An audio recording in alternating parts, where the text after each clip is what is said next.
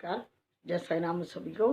साथियों, जब हम शिरडी की बात करते हैं तो नाम आता है साईं बाबा का, और साईं कहते हैं तो ध्यान आता है शिरडी का। यानी शिरडी और साईं एक ही बात है। शिरडी के साईं हैं।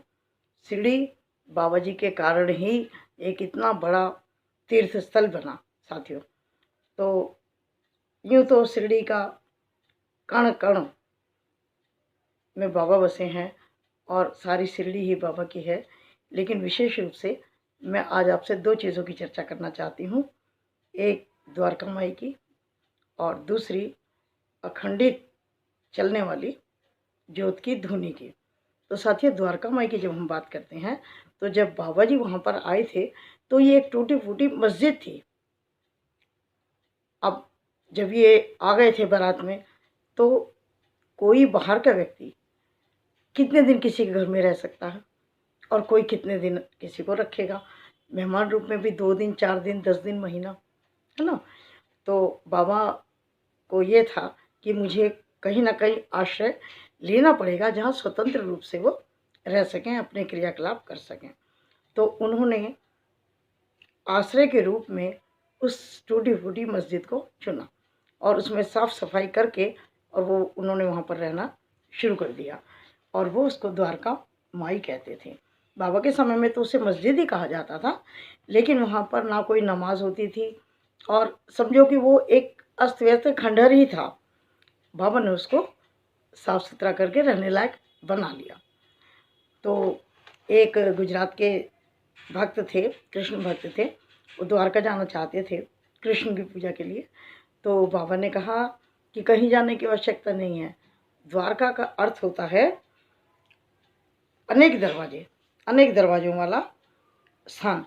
तो उन्होंने कहा कि ये द्वारका यहीं पर है अपनी। तो अनेक दरवाजा है द्वारका का मतलब, और माई माने हैं माँ, तो इसलिए इनको द्वारका माई कहा जाने लगा।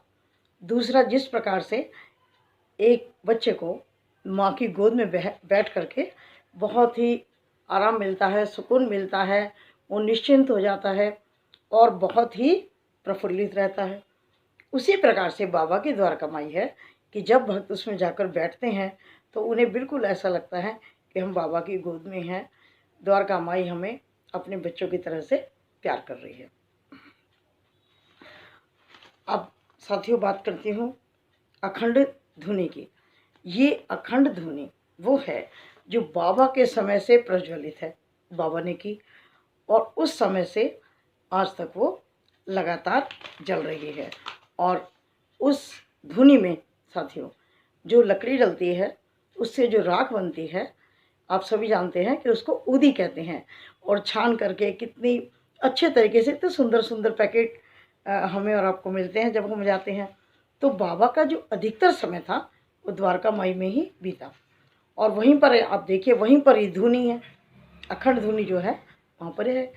और वहाँ पर वो पत्थर भी है जिस पर बाबा लगातार बैठते थे, और वहाँ पर इसी उदी से वो भयंकर से भयंकर रोग भी ठीक कर देते थे। तो आज भी उसी परंपरा को हम और आप सब निभा रहे हैं कि जब हमें शिरडी जाते हैं और वो उदी का पैकेट मिलता है, हम घर ला करके उसको उसी सम्मान के साथ प्रयोग में लाते हैं। तो साथियों, मैं बात कर रही हूँ अखंड धुनी की। अखंड का मतलब जो कभी खंडित नहीं हुई, कभी शांत नहीं हुई, ठंडी नहीं हुई, वो लगातार चल रही है। तो बाबा जी की इन दो चीज़ों की मैं बात आपसे करना चाह रही थी कि उस धुनी में कभी अवरोध नहीं आया। और साथियों, जब साईं भक्त जाते हैं ना शिरडी, तो वो कुछ लकड़ी वहाँ डलवा कर आते हैं, दान करके आते हैं, जो कि मस्जिद की धुनी में, और जो गुरुस्थान के पास आपने देखा है वहाँ पर वो इस्तेमाल की जाती है धुनी के लिए। जब मैं जाती हूँ तो थोड़ा सा मैं भी करके आती हूँ, और जब भी आप जाए ज़रूर करके आया करिए लकड़ी का दान। अगर आपको नहीं पता कैसे होगा, कहाँ से होगा, तो आप मुझे कमेंट बॉक्स में लिखना, मैं आपको बता दूँगी। तो साथियों, आज अपने दो बातें की, बाबा जी की द्वारका माई की और अखंड धुनी की। तो चलती हूँ, फिर मिलती हूँ बाबा जी की किसी ना किसी छोटी जानकारी के साथ। तब तक के लिए जय साईं राम।